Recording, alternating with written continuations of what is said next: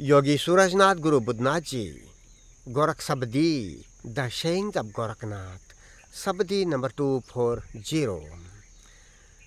उजल मीन सदा रहे जलमय, सुकर सदा मलिना, आत्म ज्ञान दया बिनी कछु नाही, कहाँ भयो तन खीना। Translation by Bhagwan Nath and Surajnath. A clean fish always lives in water. A pig is always dirty. Knowledge of the self is no good without compassion. Why did you waste your body? Some explanation in both Hindi and English. Hindi और अंग्रेजी में कुछ स्पष्टीकरण। आत्मज्ञान दया बिनी कछु नाही। आत्मज्ञान दया, यदि दया करुणा नहीं है तो आत्मज्ञान नहीं है, कुछ गलत बात है, कहीं और उलझ रहे हैं। कहाँ भयो तन क्षीणा, कहाँ भटक रहे हो, कहाँ शरीर को तकलीफ दे रहे हो, या क्यों शरीर को ताप दे रहे हो, ऐसे अन्यथा प्रैक्टिसेस में। सादी सरल बात। और आत्म या आत्मा या आत्मा, इस शब्द से गोरखनाथ का या सिद्धों और बुद्धों का संज्ञान मूलतः एक ही है। गोरखनाथ का संज्ञान ये है कि आत्मा या आत्मा यह कालगामी अहम पिंड है, जिसकी निर्जरा जरूरी है, जिसका अवधूनन जरूरी है।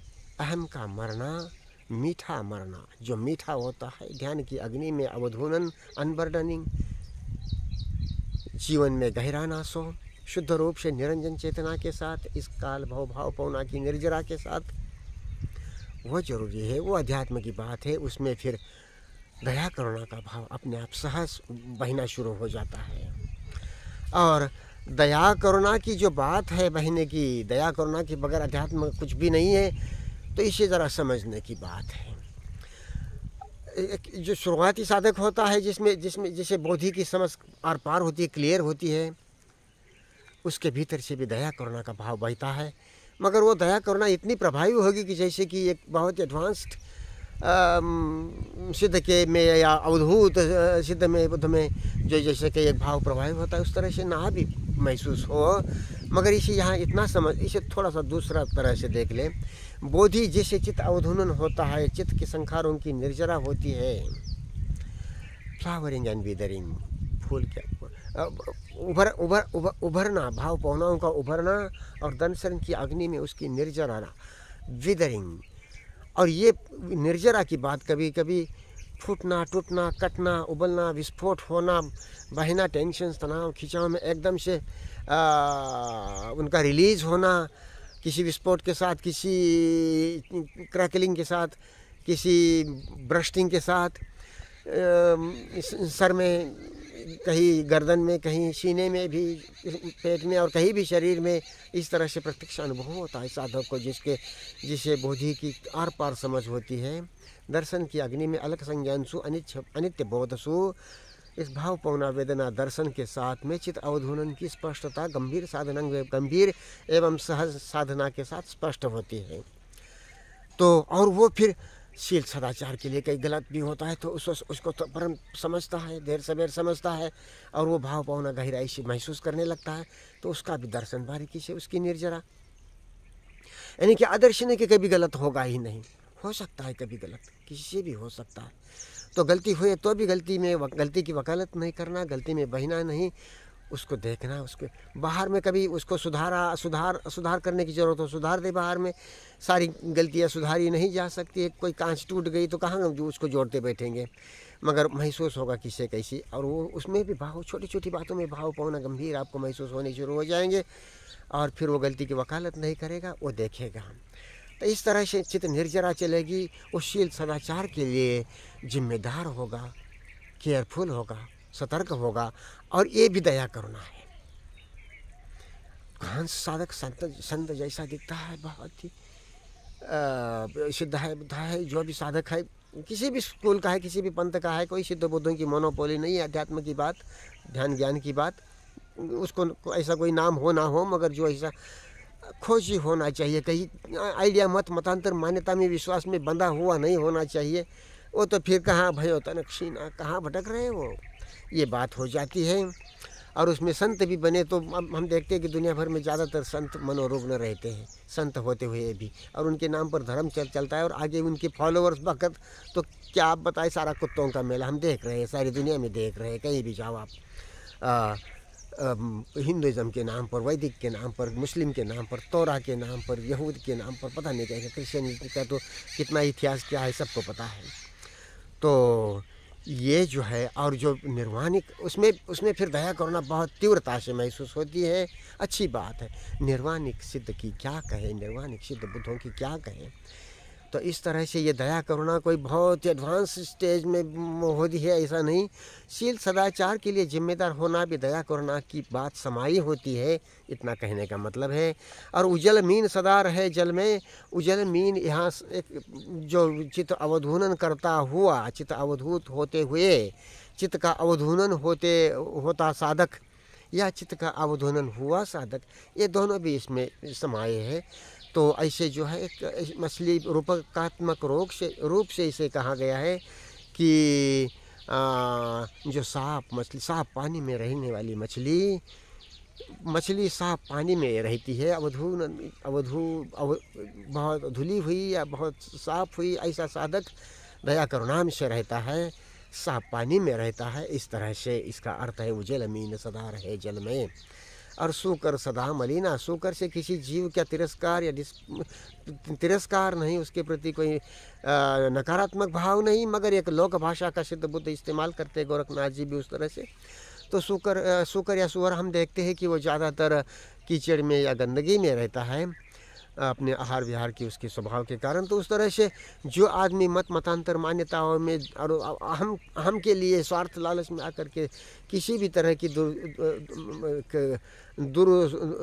दुर्व्यवहार करने के लिए, गलत बात करने के लिए प्रवृत्त होता है, ऐसा आदमी को शुकर कहा गया है। प्रतीकात्मक रूप से शुकर का कोई तिरस्कार नहीं। तो वो सदा मलिना है, ऐसा आदमी सदा भरता ही जाता है, गंदगी अपने भीतर भरता रहता है, और उसका हमारा प्रवाह हमारा नहीं होता, जीवन प्रवाह के साथ जुड़ा होता है, जीवन प्रवाह हमें वही शेयर करता जाता है।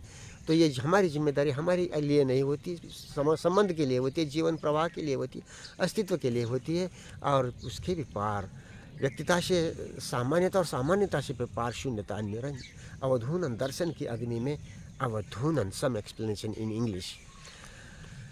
Atam Gyan, the knowledge of the self, is nothing without, no good without, nothing without compassion. Here we need to understand what compassion does mean. Does it imply? When we have the sense of righteousness, being responsible, though we are on the initially we are just beginners. So that sense of righteousness, sense of being responsible is feeling of compassion. Then in advanced sadhaks, spiritual seekers, saints, siddhas, buddhas, you can feel that feeling of compassion, mercy, compassion very effectively, instantly. All right, good. And there is no need to speak about emptied avadhuts, arhats, siddhas and buddhas and any persons from anywhere in the world, from any school, or maybe not belonging to any school, but just they are spiritual seekers and understand the way is open for all impartially, and being advanced and being emptied, so they are the same as siddhas and buddhas. We may call them by any word, X, Y, Z. Words are not important. We should not give importance to words. We should observe ego matter in every form, every time, desire and ego matter. So here the word in this abadi, the word atma, atam or atma is used. It doesn't mean that by the word atma, Gorak means, it doesn't mean that atma is something permanent, timeless entity within, and that way Atma is Paramatma, or you are God, or Aham Brahmasmi, or Khud Khuda. No, that is not the sense of Siddhas and Buddhas.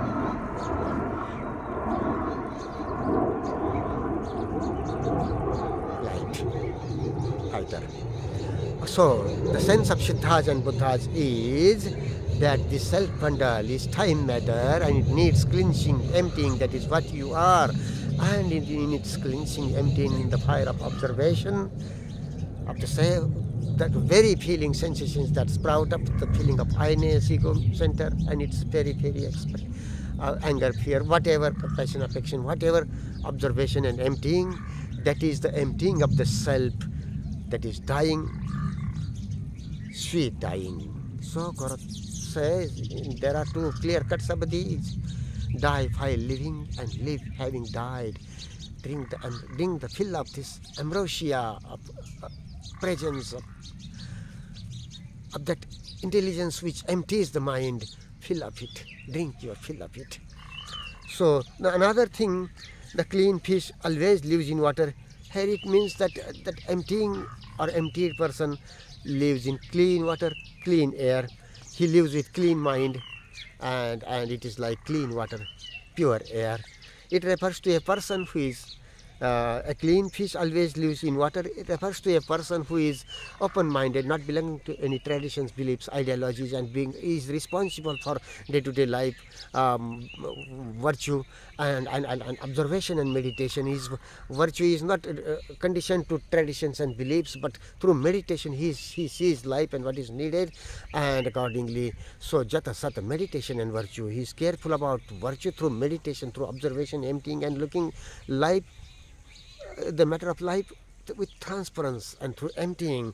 So that person is said to be figuratively as a clean fish, lives in clear water. And pig is always dirty. There, pig is not despised. There is no hatred about pig.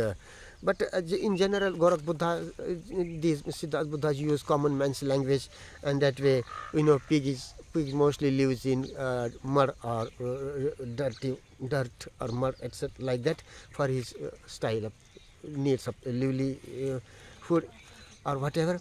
That way, but here by the word pig, figuratively it means a person who is who is attached to traditions, beliefs, ideologies, who is corrupt with his ego center, not virtuous but corrupt in day-to-day life living. That person is said to be pig. It's always dirty. He shares his dirtiness not only within himself but life being related in relationship. He shares the dirty things of his consciousness in the mirror of relationship. Others feel that, and they get with attraction and repulsion, they get recorded in each other's consciousness. That way, whatever we do, good or bad, not only affects our consciousness, but it affects the consciousness in the relationship, and that way we are responsible for ourselves, for our family, for neighbors, for nature, for life, for society, for nature as a whole. So that way, Gorakh says, knowledge of the self is no good without compassion. Being responsible is also compassion, and in advanced stage you feel that saintly person's compassion, love, so energetically, so immensely. All right, but let us be simple about the word compassion. Don't make it a mess, some ideal about it. No, that doesn't work. That way we stray ourselves into something ideal and don't get on the ground to learn, to know about, to learn life and deepen into it. Being simple and straight, being responsible, being through observation and through emptying. That way, which is basic. The rest is all relative. Observation and emptying is everybody's need, impartially, generally, and we need to understand it and live it. Rest of the subjects are relative. We may study something or not. That is always incomplete. But this matter of observation, meditation, and emptying is ever complete.